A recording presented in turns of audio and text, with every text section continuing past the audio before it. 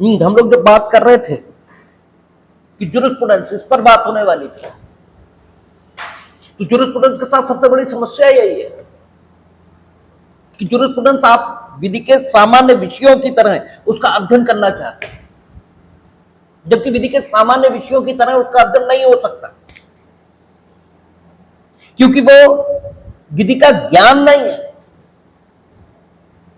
वो विधि का विज्ञान है। और ज्ञान और विज्ञान, इसके बीच अंतर को समझना होगा। ज्ञान वो है कि कोई भी सिद्धांत, कोई भी विचार, ये पहले से मौजूद है और उसकी जानकारी आपने प्राप्त कर ली, इसे विधि का ज्ञान कहते हैं, या इसे किसी भी सिद्धांत का ज्ञान कहते हैं। लेकिन जब आप सिद्धांत का विकास करते हैं, जब आप सिद्धांत को ढूंढते हैं,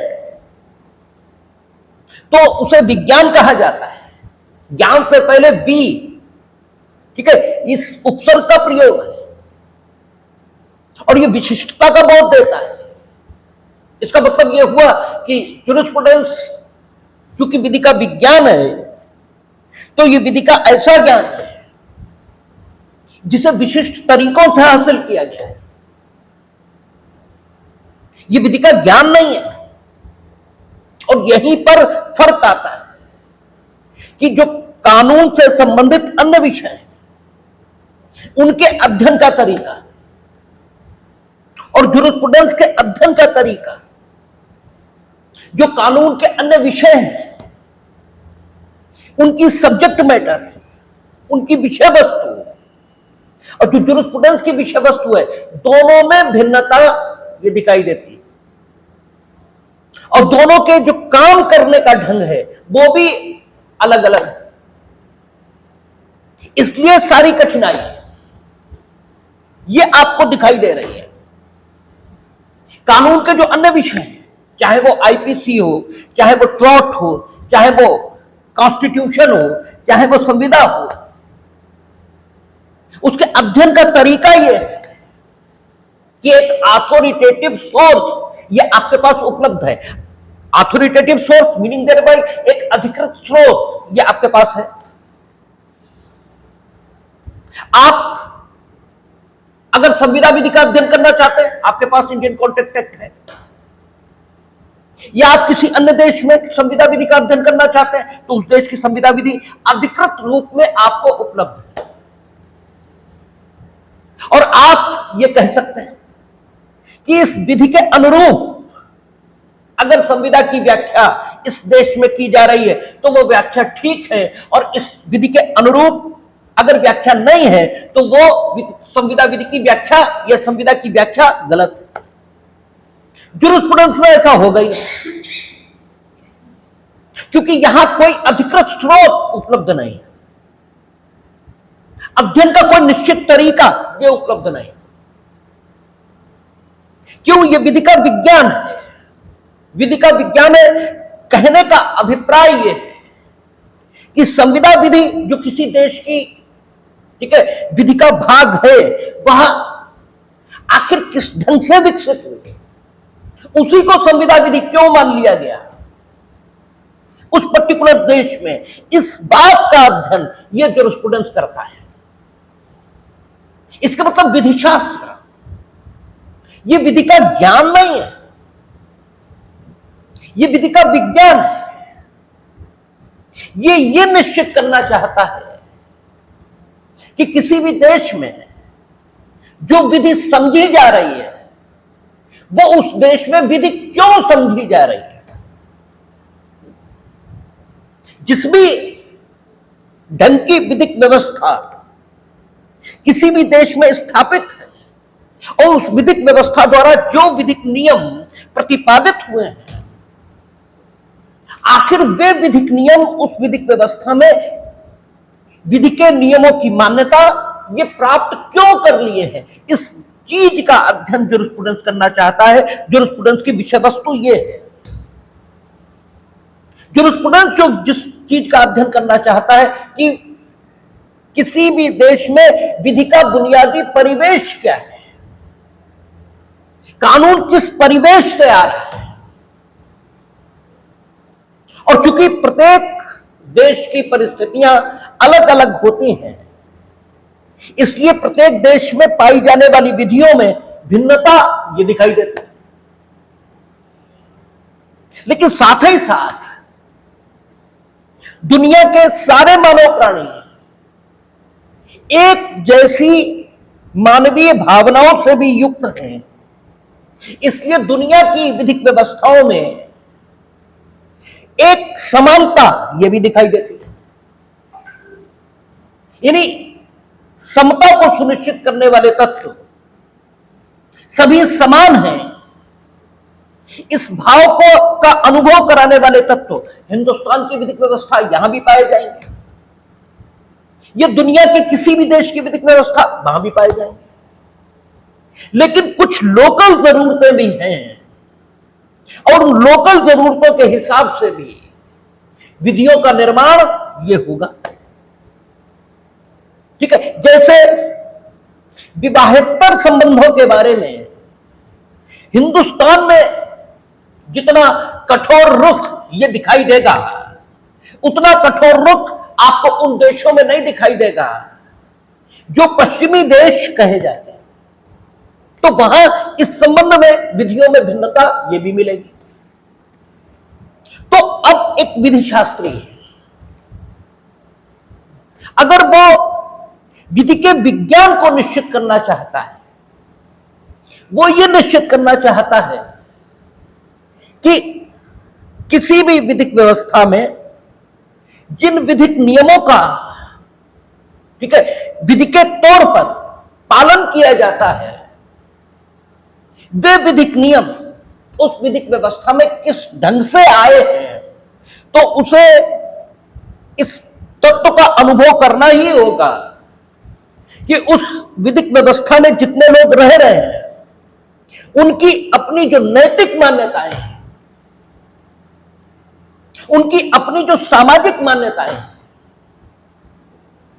उनकी जो पारिवारिक, ठीक है, परिवार संबंधी अवधारणाएं हैं, वे निश्चित रूप से उनकी अपनी विधियों को प्रभावित करती हैं।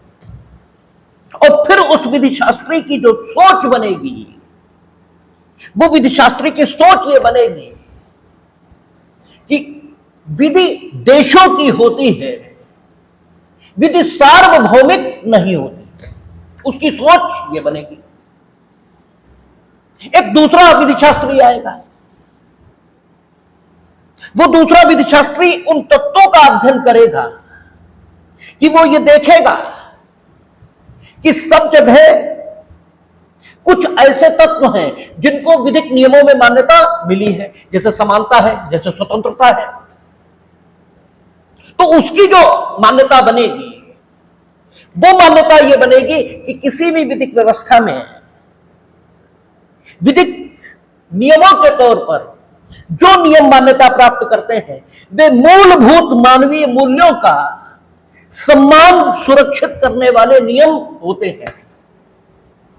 अब ये विधि शास्त्री जिस समय विधि शास्त्र की विषय वस्तु ये निर्धारित करेगा, जिस समय ये विधि शास्त्री ये तय करेगा कि विधि शास्त्र के अंतर्गत क्या पढ़ा जाता है, ठीक है, तो उसके पढ़ने का तरीका चूंकि डिफरेंट रहा है, इसलिए वो विधि शास्त्र की विषय वस्तु डिफरेंट ढंग से निर्धारित करेगा।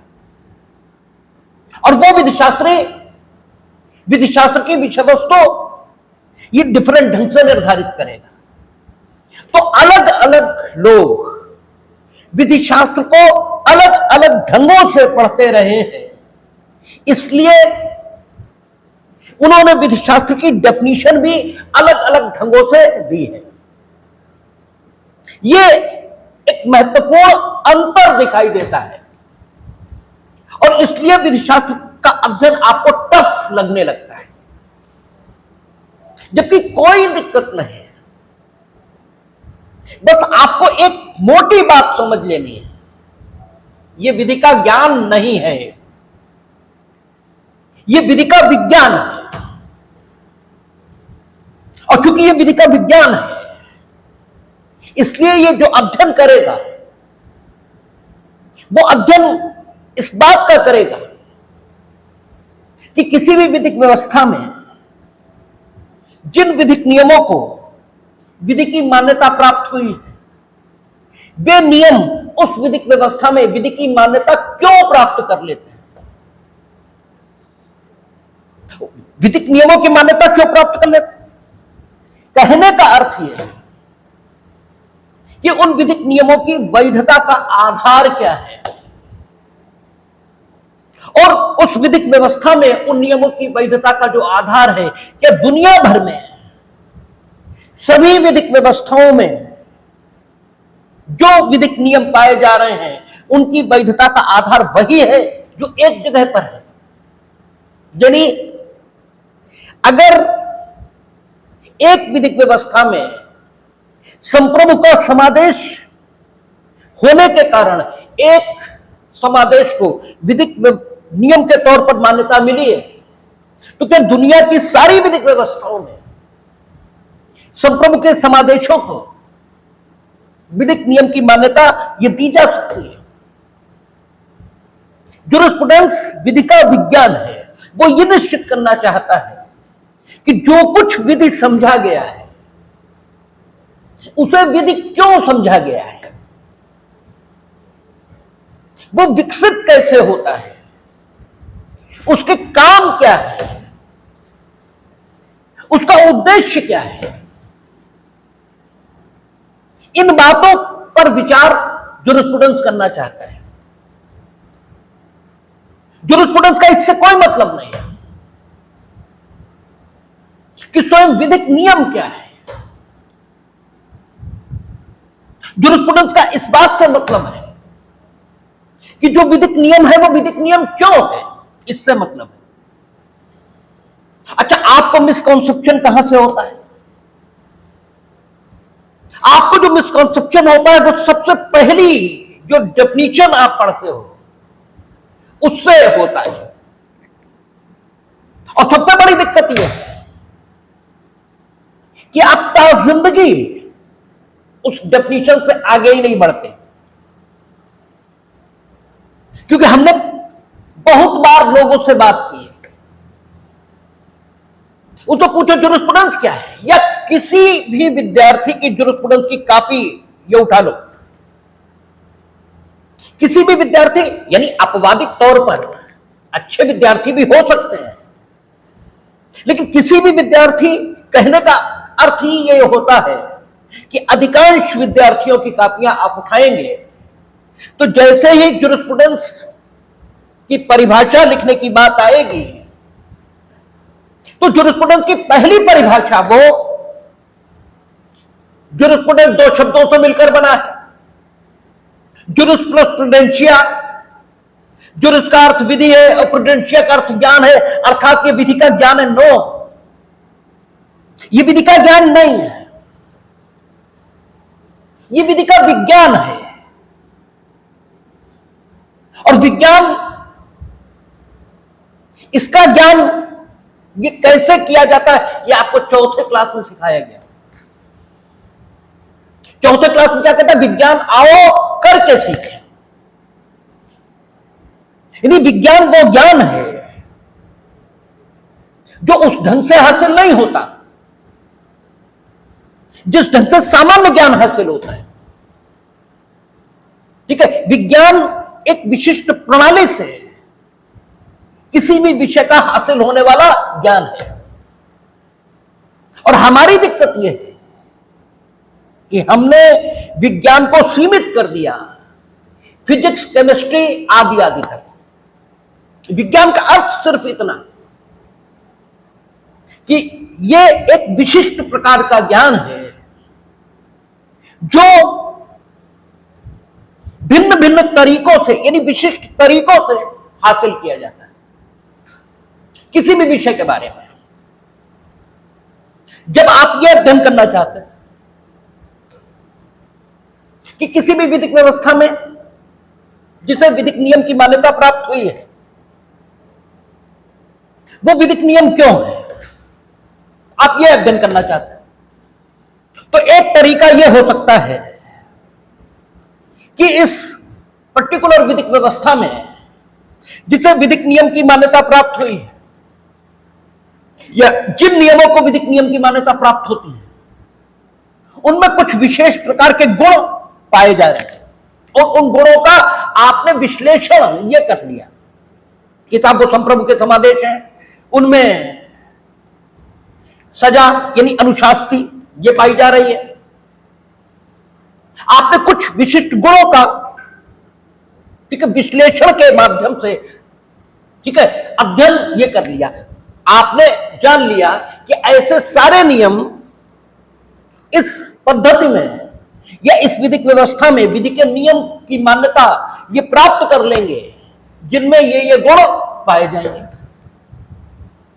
तो ये विश्लेषणात्मक अध्ययन पद्धति ये हो गई और इस ढंग से आपने उस विधिक व्यवस्था के ठीक है जो नियम हैं उनके विधि बन जाने की प्रक्रिया को जान लिया। ठीक है, एक दूसरा तरीका हो सकता है, आपने देखा कि इस विधिक व्यवस्था में कुछ नियम ऐसे भी हैं जो वर्षों से चले आ रहे थे,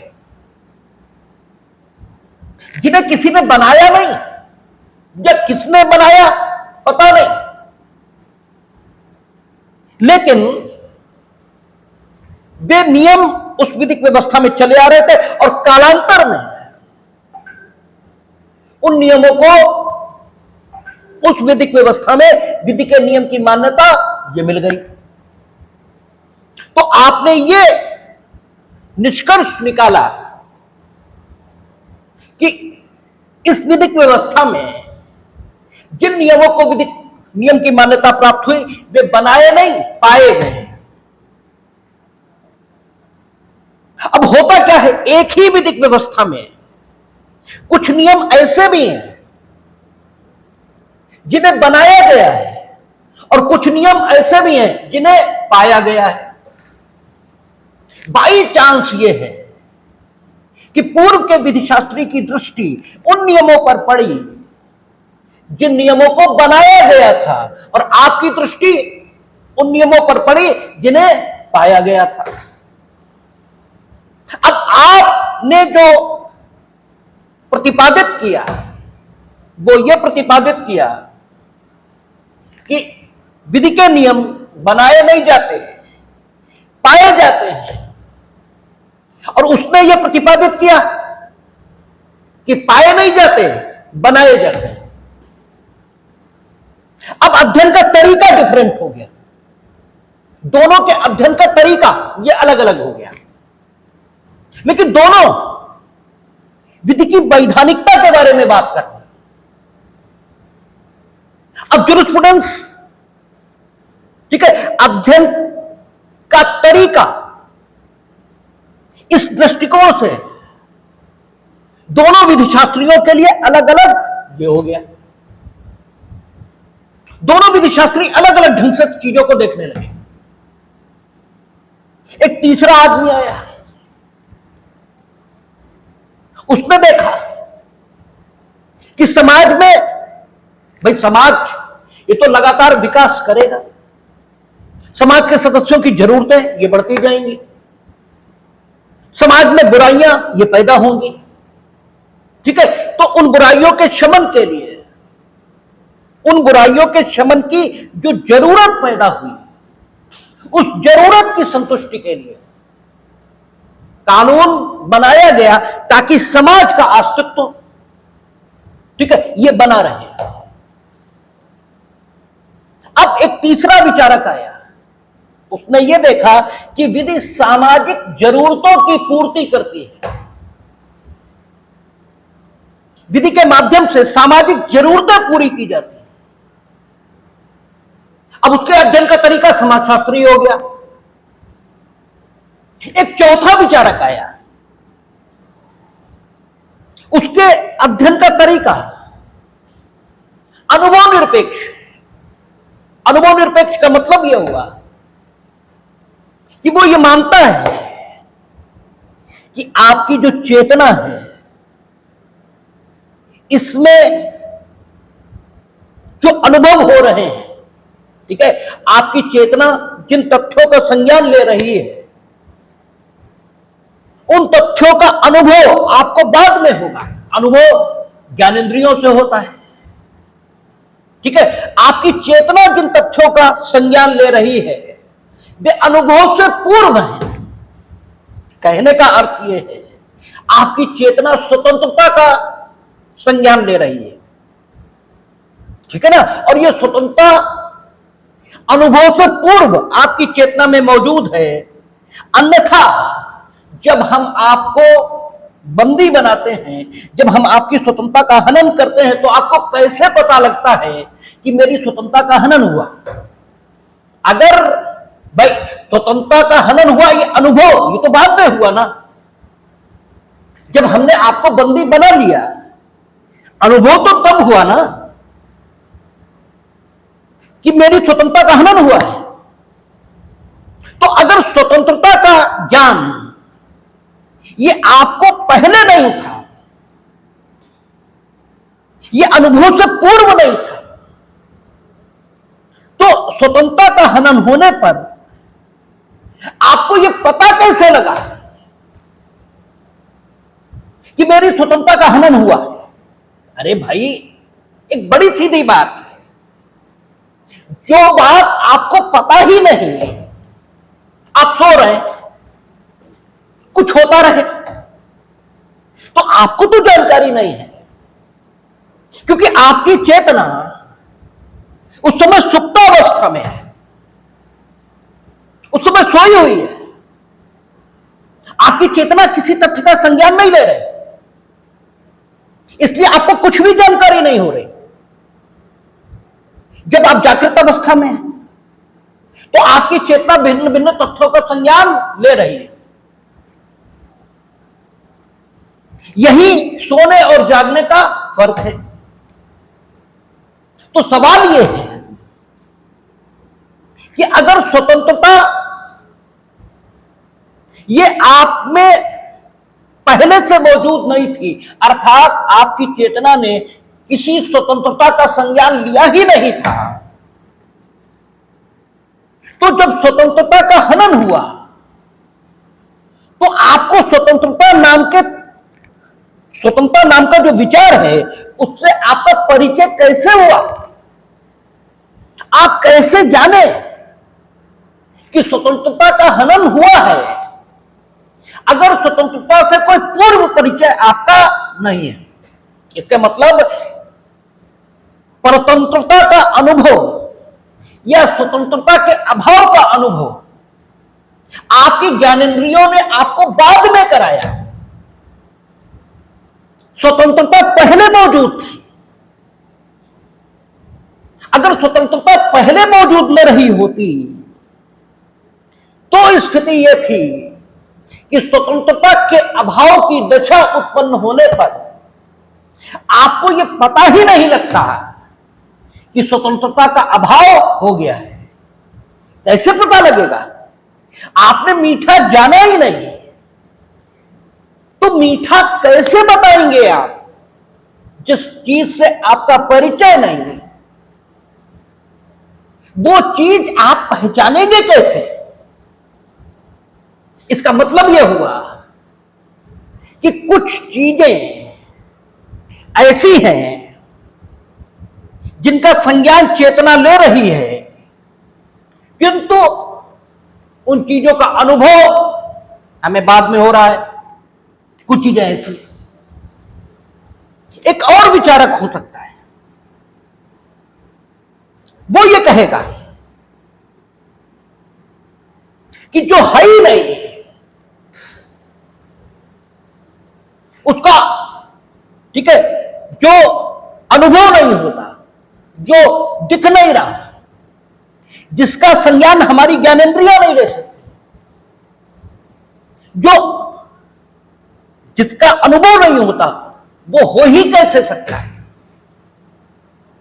एक विचारक है पूर्व का, वो ये कहता है कि अगर अनुभव हुआ है, इसका मतलब चीज पहले थी, तभी तो अनुभव हुआ। और एक और विचारक है, वो ये कहता है कि अनुभव अगर नहीं है तो चीज है ही कहां। अगर होती तो अनुभव होता ना। पहला विचारक जो है उसकी सोच अनुभव निरपेक्ष है और दूसरे विचारक की सोच अनुभव सापेक्ष है। पहला विचारक कुछ चीजों का अस्तित्व स्वीकार करने को तैयार है, भले ही उन चीजों का अनुभव उस समय तक व्यक्ति को नहीं हुआ, ठीक है ना, फिर भी वो कुछ तत्वों का अस्तित्व स्वीकार करने को तैयार है। दूसरा विचारक है वो किसी भी तत्व का अस्तित्व स्वीकार करने को तैयार नहीं जब तक उसे अनुभव न हो। इस प्रकार की वृत्तियां आप समाज में रोज ही देखते हैं।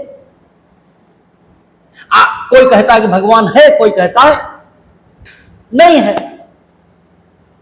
ठीक है। तो एक विचारक जो कि अनुभव निरपेक्ष तथ्यों को मान्यता देने को तैयार है, वो किसी विधिक व्यवस्था के बारे में जब अध्ययन शुरू करेगा तो हो सकता है वो विधिक व्यवस्था के मूल में कुछ ऐसे तत्वों को पाए जो अनुभव के पूर्व हों, जो अनुभवातीत हों, और उन तत्वों को वो विधिक व्यवस्था के आधार के तौर पर स्वीकार करें, जैसा कि तरीका कांट का है, जैसा कि तरीका केल्सन का है। केल्सन क्या कहते हैं? कहते हैं मूल मानक स्वयं वैध है।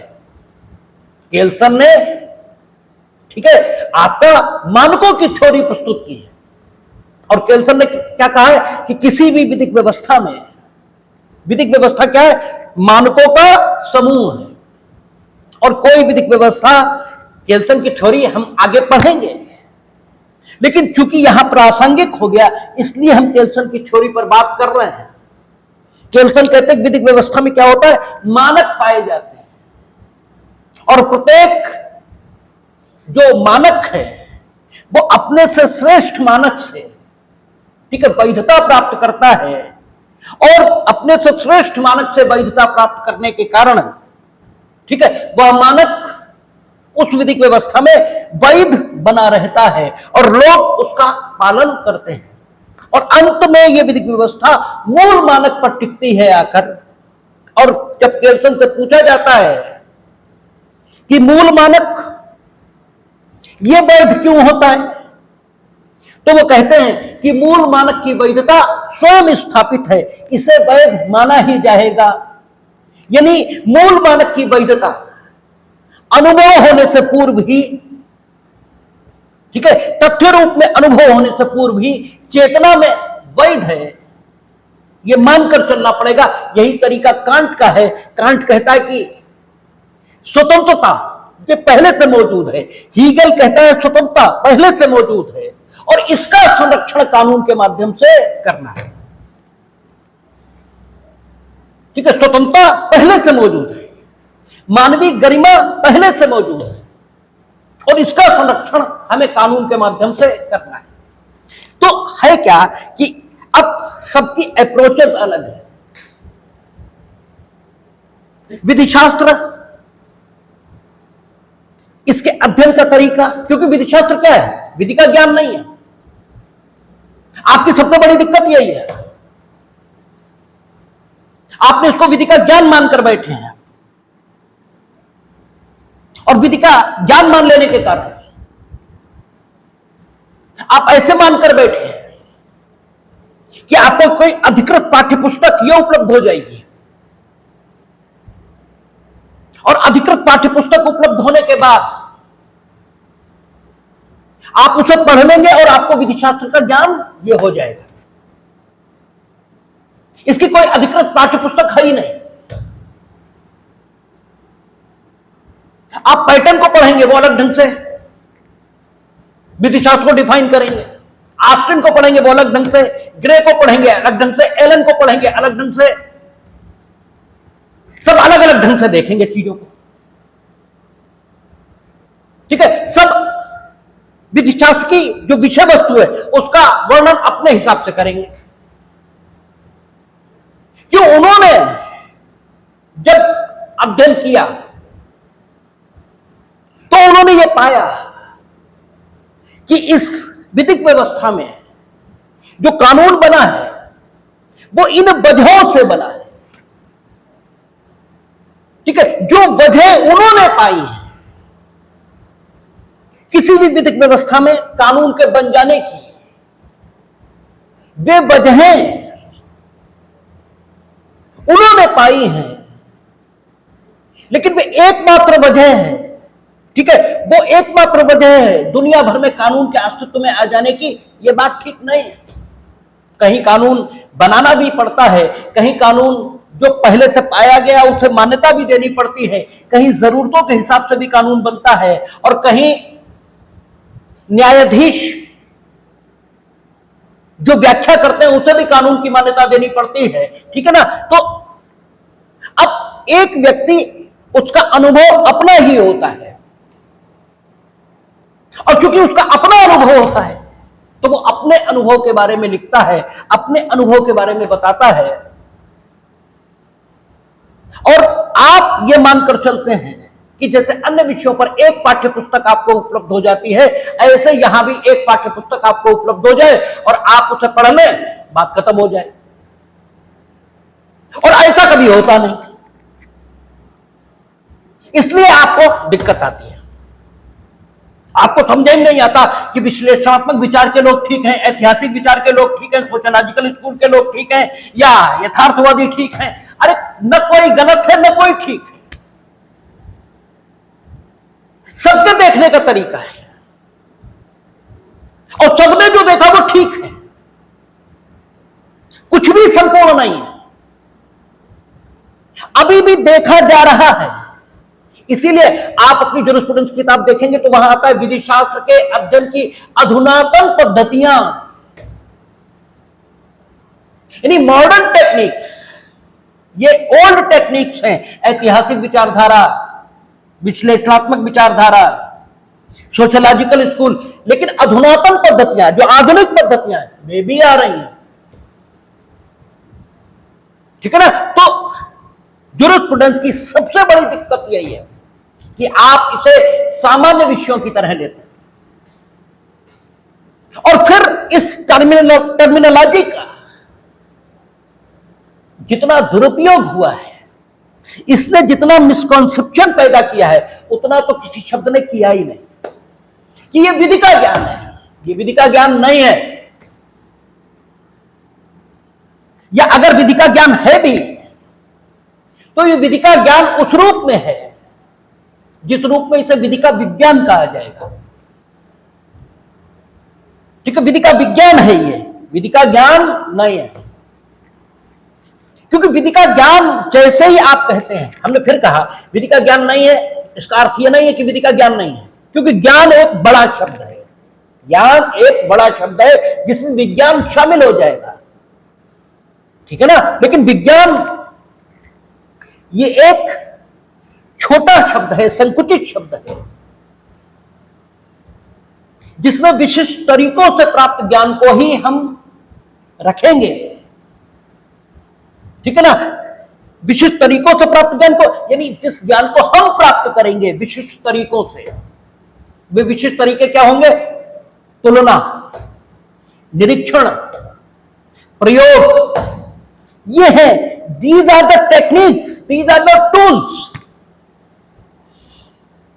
ये टूल है, ये तरीके जिनके माध्यम से जब हम ज्ञान प्राप्त करते हैं तो जो ज्ञान हमें प्राप्त होता है उसी को विज्ञान कहा जाता है। तुलना, प्रयोग, निरीक्षण, ठीक है, ये सारे टूल्स हैं, ये तरीके। इन्हीं तरीकों का प्रयोग जब आप फिजिक्स में करते हैं, वहां भी तो यही करते हैं, ठीक है। तुलना करते हैं, निरीक्षण करते हैं, प्रयोग करते हैं, आंकड़ों का संग्रह करते हैं, ठीक है। यही केमिस्ट्री में करते हैं, इसीलिए वे सब विज्ञान कहे जाते हैं। लेकिन समाज विज्ञान भी हो सकता है, यहां भी यह तरीका अपनाया जा सकता है। ठीक है, हमने विभिन्न विधिक व्यवस्थाओं का अध्ययन किया विश्लेषणात्मक दृष्टिकोण से। तो विश्लेषणात्मक दृष्टिकोण से जब हम अध्ययन करेंगे पाकिस्तान की विधिक व्यवस्था का, हिंदुस्तान की विधिक व्यवस्था का, इंग्लैंड की विधिक व्यवस्था का, तो तुलना करना है हम ना।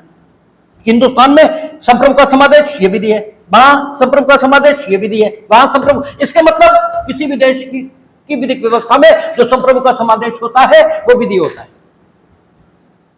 पहली प्रस्थापना आ गई। विश्लेषणात्मक ढंग से कैसे आई? तुलना के माध्यम से। इसलिए अध्ययन का तरीका क्या हुआ? वैज्ञानिक। अध्ययन का तरीका वैज्ञानिक और विश्लेषणात्मक हुआ। ठीक है, दूसरा आया, उसने देखा कि हिंदुस्तान में शादियों की विधि किसी ने बनाई नहीं, पाई जा रही थी, वो तो बहुत समझ पाई जा रही। उन्होंने कहा अरब में देखे, उन्होंने कहा बहुत समझ पाई जा रही। ठीक है, इसका मतलब विधि बनाई नहीं जाती, पाई जाती है। अब उसने वैवाहिक विधियों का अध्ययन किया, उसकी दृष्टि वैवाहिक विधियों पर गई, लेकिन उसने भी तुलना का तरीका अपनाया, निरीक्षण का तरीका अपनाया। ठीक है ना, तो ये वैज्ञानिक अध्ययन है। तो विधि का ज्ञान है। इसे जब आप शाब्दिक अर्थ में समझ लेते हैं, बस वहीं से सारा मिसकंसेप्शन शुरू हो जाता है। और ये वो शब्द है जो एलएलबी में आपको रटाए जाते हैं और आप खूब शौक से इसे रटते हैं। और शौक से रटते हैं यानी आत्महत्या से करते हैं। आत्महत्या से करते हैं मीनिंग देर में आपकी बुद्धि कुंद होकर रह जाती है और आप विधि का ज्ञान, इस शब्द का अवचेतन मस्तिष्क में ऐसा अर्थ ले लेते हैं कि ये उसी प्रकार विधि का ज्ञान है जैसे आपने आईपीसी का ज्ञान प्राप्त किया है। और फिर वहीं से दिक्कत शुरू, वहीं से समस्या शुरू, फिर ये समस्याएं शुरू, क्योंकि हम भी आप ही के प्रोसेस से आए हैं। एलएलबी हमने भी किया है, एलएलएम हमने भी किया है, तो हमने भी इन्हीं दिक्कतों को झेला है। समझ में ही नहीं आता कि विश्लेषणात्मक ठीक है, रियलिस्टिक ठीक है, ऐतिहासिक ठीक है। क्यों? क्योंकि दिमाग में तो विधि का ज्ञान है, उसका शाब्दिक अर्थ भरा हुआ है कि विधि का ज्ञान है, लेकिन विधि के विज्ञान के रूप में विधि का ज्ञान है। और ये विधि का विज्ञान जो निश्चित करना चाहता है, वो निश्चित करना चाहता है विधि की प्रकृति को। यानी विधि की प्रकृति क्या है? ये कल्याणकारी ये होती है, व्यवस्था बनाने वाली ये होती है, सामाजिक जरूरतों को पूरा करने वाली ये होती है, या किसी विधिक व्यवस्था में जो लोग रह रहे हैं उन्हें सुविधापूर्वक वे रह सके, इस प्रकार की होती विधि की प्रकृति आखिर क्या है। ठीक है, इसका अध्ययन करना चाहता है। जो विधिक नियम की मान्यता प्राप्त की है, वे विधिक नियम की मान्यता क्यों प्राप्त की है? अर्थात उन विधिक नियमों का उस देश की विधिक व्यवस्था के जो निवासी हैं, उनकी जो राजनीतिक मान्यताएं हैं, उनकी जो सामाजिक मान्यताएं हैं, उनकी जो पारिवारिक मान्यताएं हैं, उनकी जो धार्मिक मान्यताएं हैं, उनसे आखिर क्या संबंध है, इसका अध्ययन करना चाहता है। विधिक व्यवस्था किन उद्देश्यों को पूरा करने के लिए स्थापित की जाती है? क्योंकि कोई भी चीज बिना आवश्यकता न तो स्थापित होती है और न स्थायी होती है, दोनों बातें नहीं होती। ठीक है, अगर कोई व्यवस्था बनी हुई है या कोई व्यवस्था बनाई गई है तो डेफिनेटली उसके पीछे कोई ना कोई उद्देश्य होगा। निरुद्देश्य न तो कुछ स्थापित होता है और न निरुद्देश्य कुछ स्थायी होता है। तो ज्यूरिस्प्रूडेंस इसका भी अध्ययन करना चाहता है कि विधि के उद्देश्य क्या है, विधि की प्रकृति क्या है, विधि क्या है? विधि क्या है मीनिंग देर भाई, जो विधिक नियम क्या है, नहीं, विधिक नियम क्या है ये नहीं है। विधि क्या है यानी जिसको विधि माना गया है वो विधि क्यों मानी गई है, ये विधि क्या है। यहां पर विधि क्या है इसका अर्थ ये लेंगे। हमने आपसे बार बार कहा कि शब्दों के अर्थ संदर्भों में लेना सीखिए, क्योंकि शब्दों के अर्थ संदर्भों में ही लिए जाते हैं। और आपको यह बात हाई स्कूल में सिखाई जाती है, जब आपसे यह कहा जाता है कि संदर्भ सहित व्याख्या करिए, यह आदत आपको विकसित कराई जाती है। यह अलग बात है कि आपने उस आदत को सुन भर लिया, आत्मसात नहीं किया, ठीक है, अपनी आदत नहीं बनाया, उसको सिर्फ नंबर लाने का जरिया ये बनाया। ये अलग बात है, चीजों को संदर्भों में समझिए। यहां पर विधि क्या है, इस शब्द का अर्थ विधिक नियम क्या है यह नहीं है। यहां पर विधि क्या है, इस शब्द का अर्थ है कि जो विधि है वो विधि क्यों है, अर्थात उसका क्या संबंध है उस देश के निवासियों की सामाजिक, आर्थिक, राजनीतिक, धार्मिक, नैतिक मान्यताओं के साथ उसका क्या संबंध है, क्यों वे लोग उस नियम को विधि का नियम मान रहे हैं। अगर उनकी सामाजिक, आर्थिक, राजनीतिक, नैतिक ये मान्यताएं संतुष्ट नहीं हो रही होंगी उस विधिक नियम से, तो डेफिनेटली वो उस विधिक नियम नहीं मानेंगे, ठीक है, जरूरतें संतुष्ट हो रही होंगी। तो आखिर क्या संबंध है उन नियमों का उनकी मान्यताओं से, ठीक है। और कई बार विधिक नियम उनकी मान्यताओं के विपरीत भी होगा। जैसे हिंदुस्तान में आप देखते हैं दहेज विवाह का आवश्यक अंग है,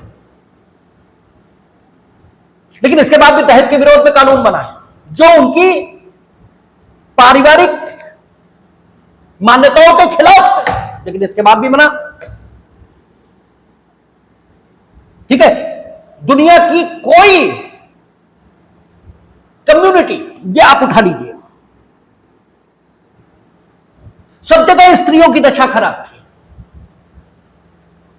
लेकिन कानून ने उनकी स्थिति में बेहतरी ये पैदा की। इसका मतलब यह हुआ कि विधिक व्यवस्था पारिवारिक मान्यताओं के विरुद्ध भी हो सकती है, ठीक है ना, ठीक है। तो आखिर क्या संबंध है, क्या संबंध है, यह है ज्यूरिस्प्रूडेंस के अध्ययन की विषय वस्तु।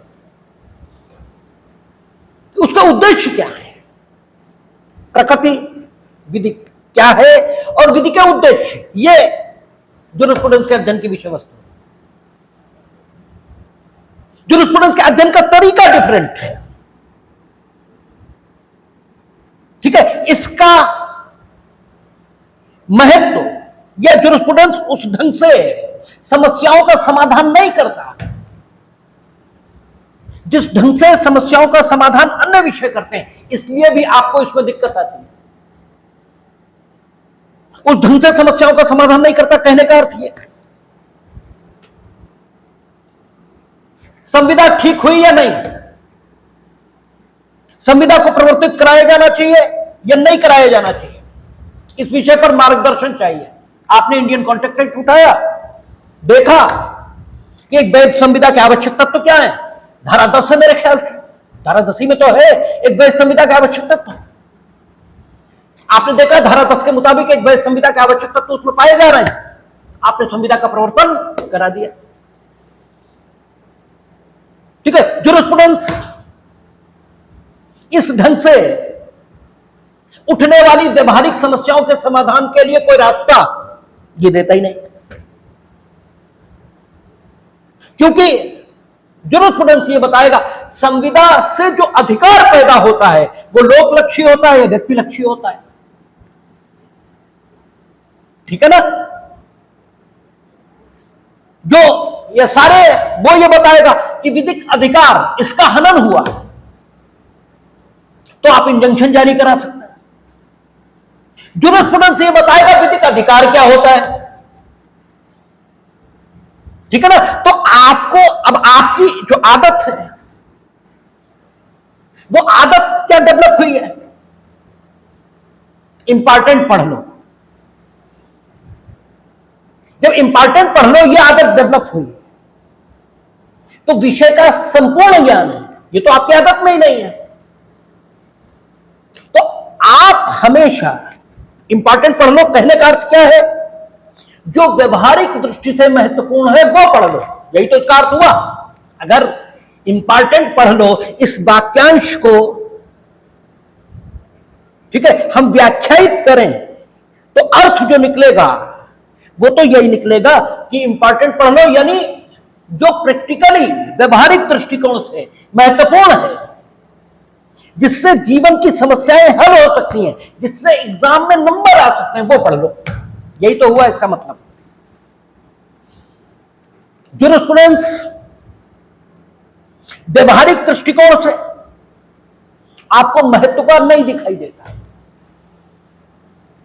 क्योंकि जूरिस्प्रूडेंस ये परिभाषित कर रहा है कि अधिकार क्या है, कर्तव्य क्या है, अधिकार कर्तव्य किसको हासिल होता है, विधिक व्यक्तित्व क्या होता है। आप इस समस्या का समाधान ढूंढ रहे हैं कि अधिकार का वायलेशन हुआ तो हमें अनुतोष क्या मिल सकता है। आप अनुतोष प्रदान करने वाली विधि का अध्ययन तो करना चाहते हैं,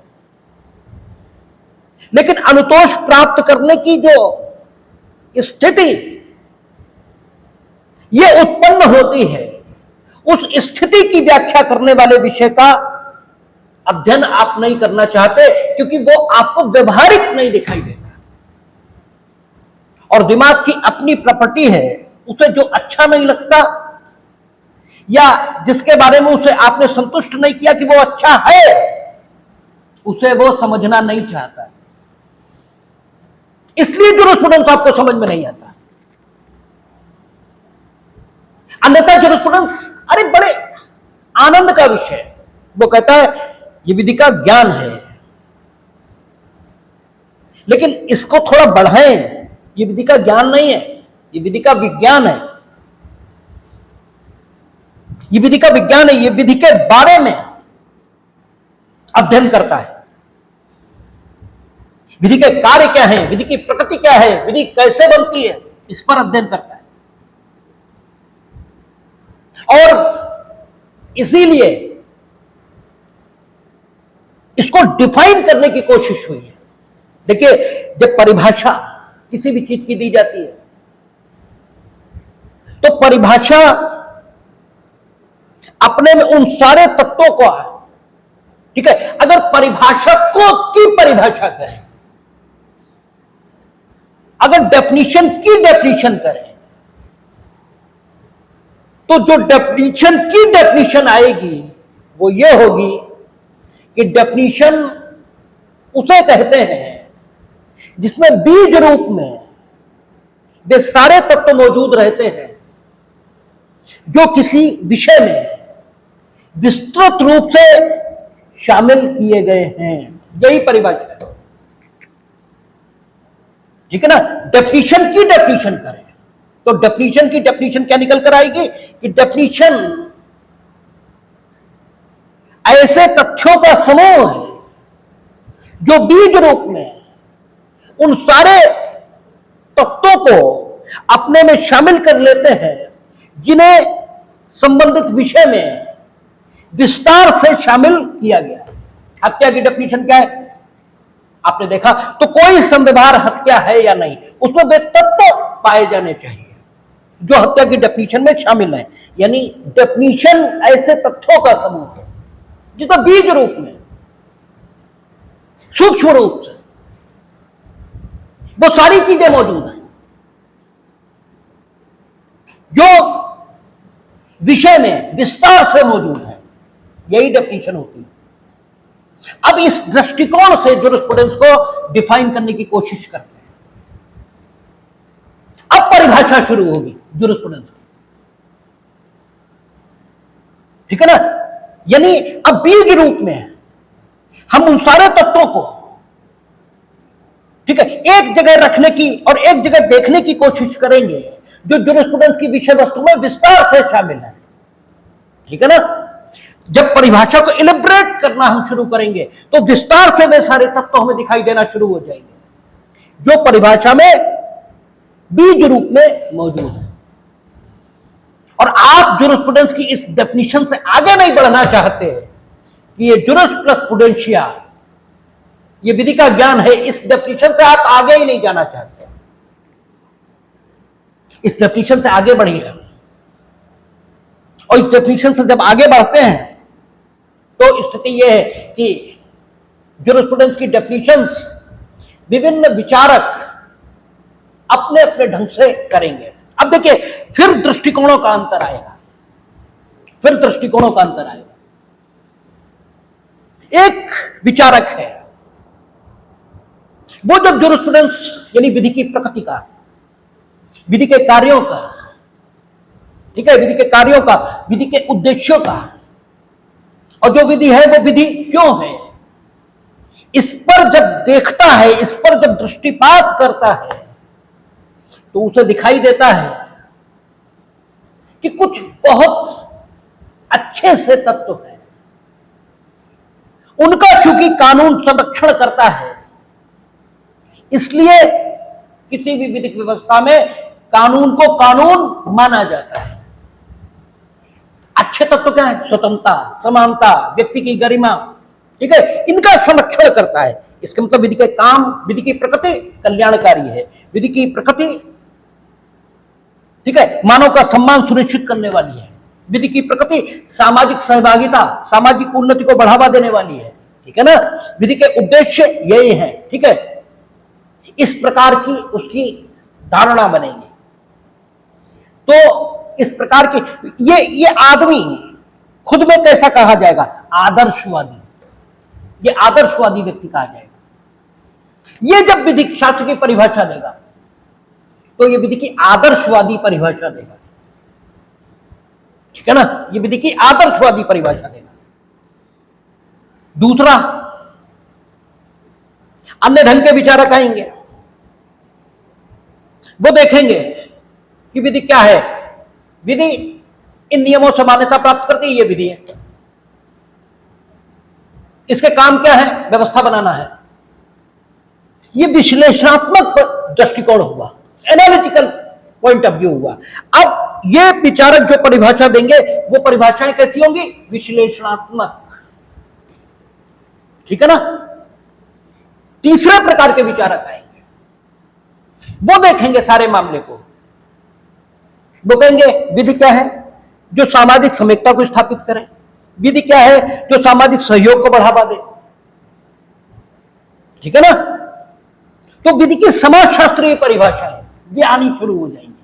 ठीक है ना? तो अलग अलग विचारक विधि शास्त्र को, ठीक है, अपना अध्ययन करेंगे।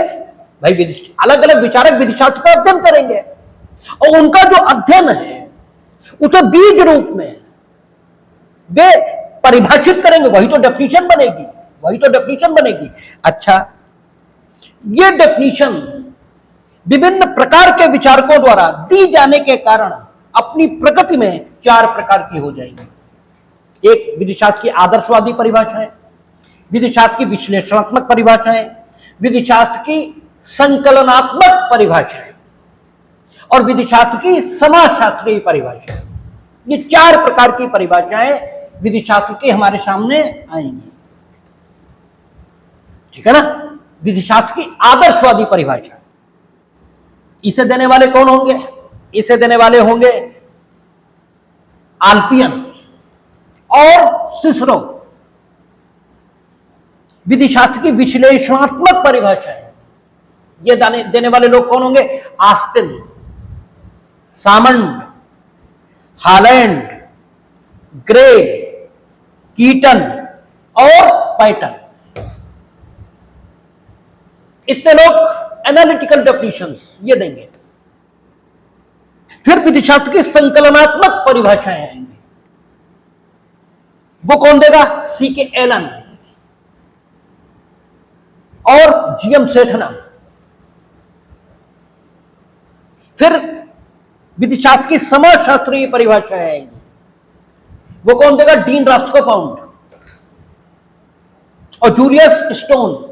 संकलनात्मक में शायद जेरोम हॉल भी है, संभवतः, एकदम कंफर्म नहीं हो, लेकिन जेरोम हॉल भी है संभवतः।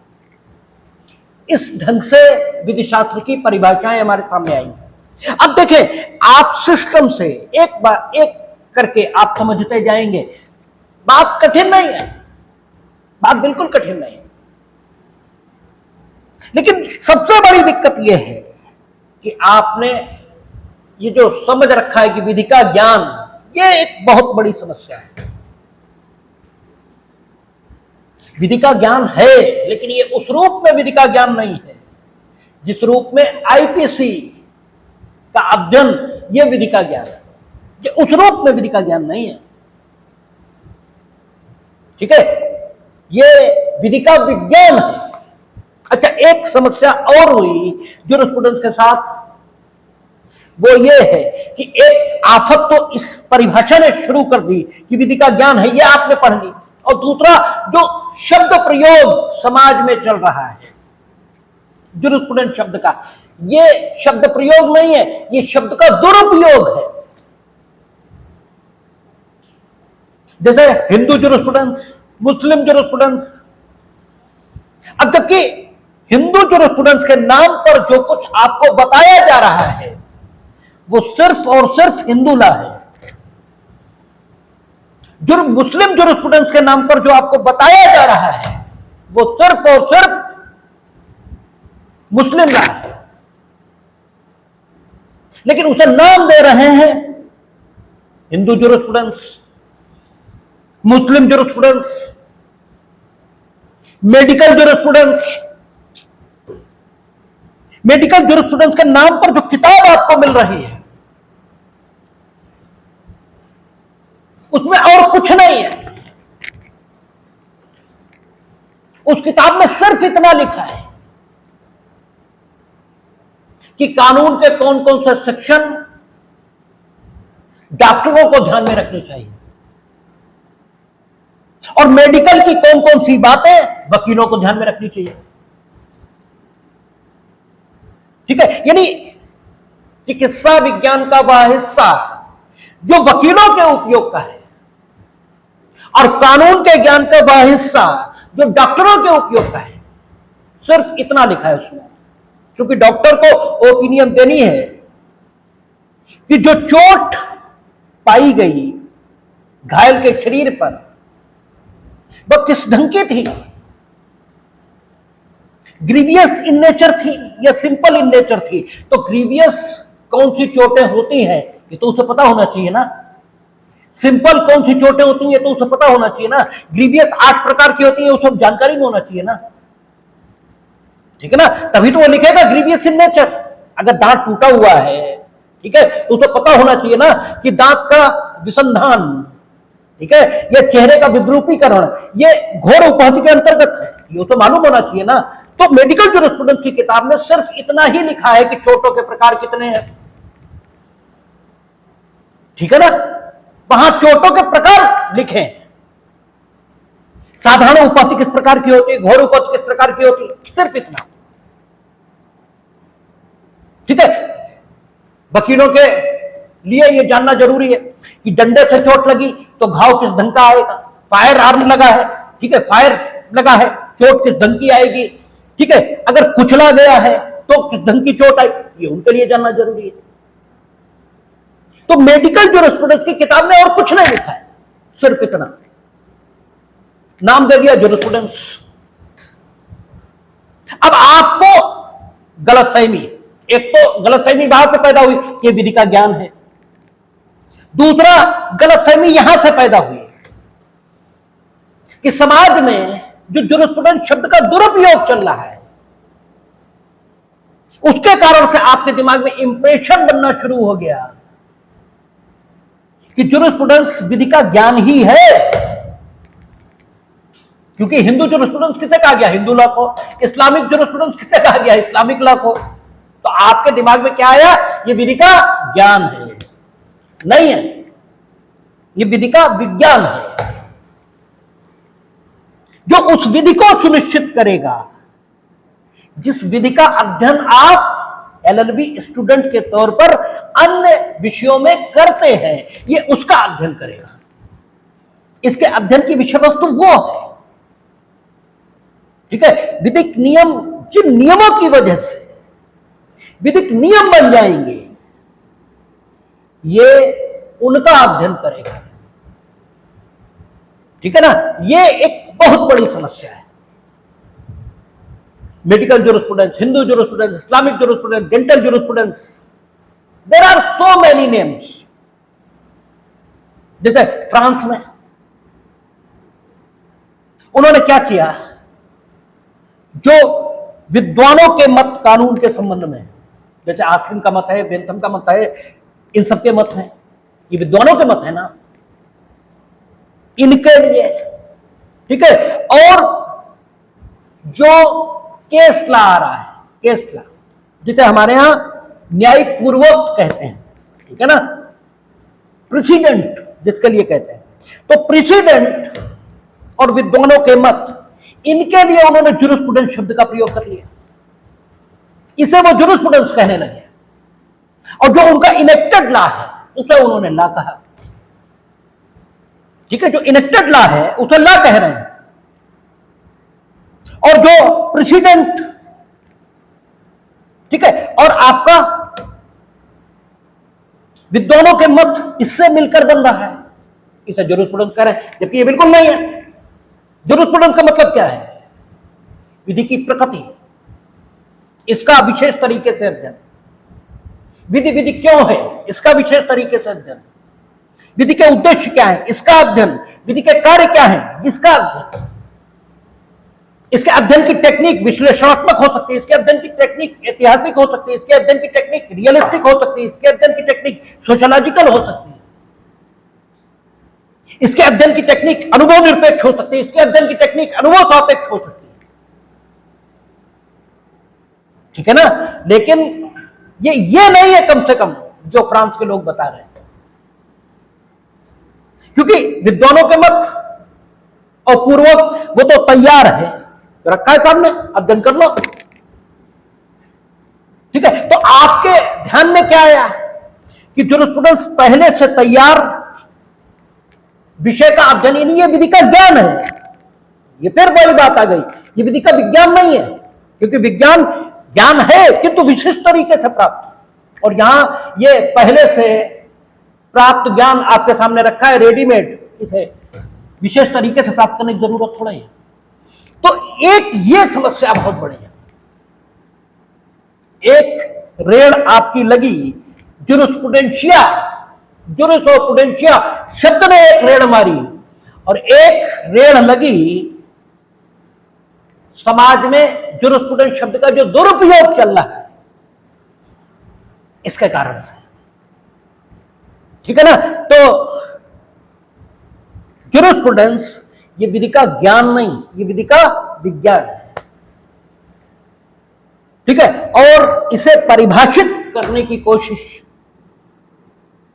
ये हुई है, और परिभाषा की परिभाषा यही हो सकती है कि परिभाषा में उन तथ्यों का बीज रूप में समावेश रहता है जिनका विस्तार से वर्णन विषय की विषय वस्तु में मिलता है, ठीक है। यही परिभाषा की परिभाषा हो सकती है।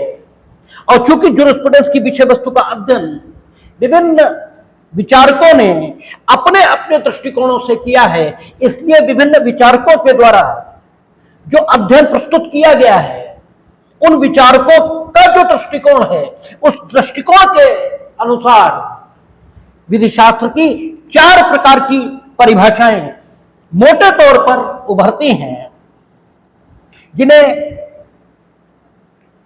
आदर्शात्मक विधि शास्त्र की आदर्शवादी परिभाषा, विधि शास्त्र की विश्लेषणात्मक परिभाषा, विधि शास्त्र की संकलनात्मक परिभाषा और विधि शास्त्र की समाजशास्त्रीय परिभाषा, इस नाम से जाना जाता है। विधि शास्त्र की जो आदर्शवादी परिभाषा है वो आल्पियन और सिसरो ने दी है, और आल्पियन ने क्या कहा आल्पिन ने कहा कि विधि शास्त्र क्या है, तो उन्होंने कहा कि विधि शास्त्र दैवी और मानवीय विषयों का ज्ञान है और न्यायपूर्ण और अन्यायपूर्ण का विज्ञान है। विधि शास्त्र दैवी और मानवीय विषयों का ज्ञान है और न्यायपूर्ण और अन्यायपूर्ण का विज्ञान है।